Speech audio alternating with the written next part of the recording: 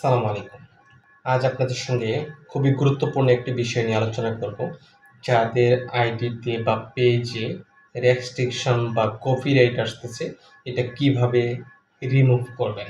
একদম সঠিক নিয়মে আপনাদেরকে আমি আজকে দেখানোর চেষ্টা করব।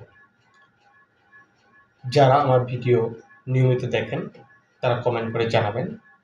এরপরে আপনারা কী নিয়ে ভিডিও চান, আমি আপনাদেরকে দেওয়ার চেষ্টা করব। অনেকে অনেকভাবে দেখায়, আমি একদম সঠিক নিয়মে আপনাদেরকে দেখানোর চেষ্টা করব। একদম সঠিক নিয়মে। যেভাবে করলে আপনার রেস্ট্রিকশন এবং কপিরাইট রিমুভ হয়ে যাবে খুব সহজে, একদম সঠিক নিয়মে। তো চলুন কথা না বাড়িয়ে আমি আপনাদেরকে নিয়ে যাই ডিসপ্লেতে, কিভাবে আমি এটা রিমুভ করি এবং কি আপনাদেরকে দেখানোর চেষ্টা করব। প্রথমে আমরা একটা আইডি লগ ইন করে নেব। একটু সময় দিবেন।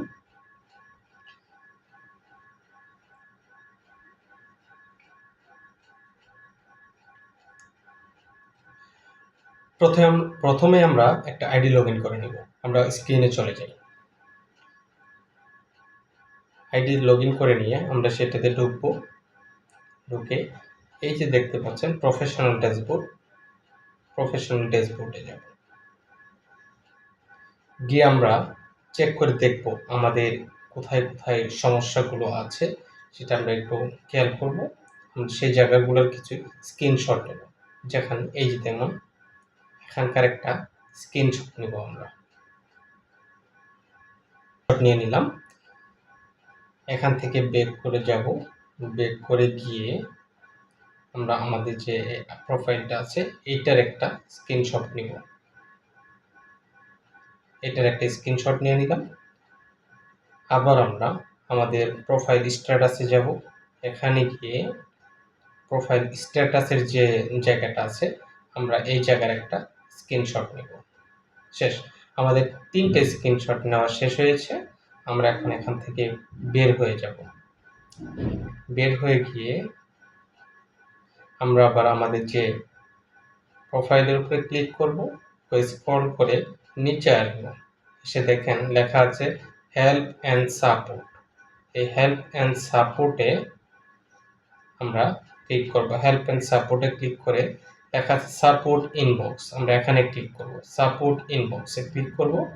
সাপোর্ট ইনবক্সে ক্লিক করে নিচে আসব। দেখুন এখানে অনেকগুলো সমস্যা দেখা দিচ্ছে। তো আমরা চাইলে এটার স্ক্রিনশট নিতে পারি, এখানে আমাদের না নিলেও চলবে।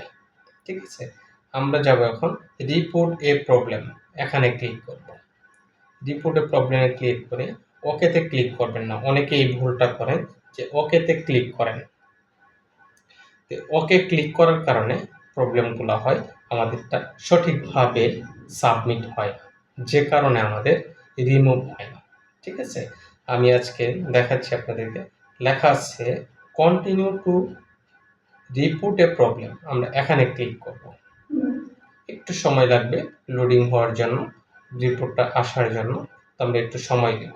দিয়ে নিচে লেখা আছে ইনক্লুড। আমরা ইনক্লুডে ক্লিক করব। ইনক্লুডে ক্লিক করে আমরা স্ক্রল করে নিচে আসব। এখানে সমস্যা হচ্ছে, আপনার যদি পেজ হয় আপনি পেজে ক্লিক করবেন, আপনার যদি প্রোফাইল হয় প্রোফাইলে ক্লিক করবেন। আমাদের যেহেতু প্রোফাইলে সমস্যা, আমি প্রোফাইলে ক্লিক করে দিলাম। এখন প্রোফাইলে ক্লিক করে আপনি কি করবেন? দেখুন লেখা আছে আপলোড ফ্রম ফোন। আমাদের যে আমরা স্ক্রিনশটগুলো নিচ্ছি, আমরা স্ক্রিনশটগুলো আমরা এখানে দিয়ে দিব। ১টা, ২টা, ৩টা। আমরা যে ৩টা স্ক্রিনশট নিয়েছিলাম, এই স্ক্রিনশট ৩টা আমরা এখানে দিয়ে দিলাম। শেষ। এখানকার ঝামেলা শেষ। আমরা এখানে লিখব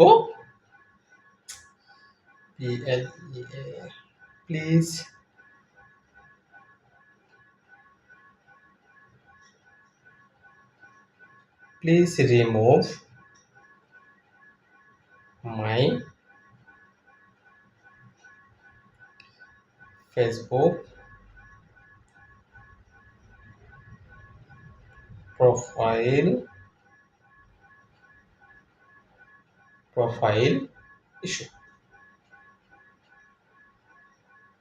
ঠিক আছে, please remove my Facebook profile issue. ঠিক আছে, সম্ভব হলে, যদি সম্ভব হয় আপনার আইডির লিঙ্কটাও দিয়ে দিবেন।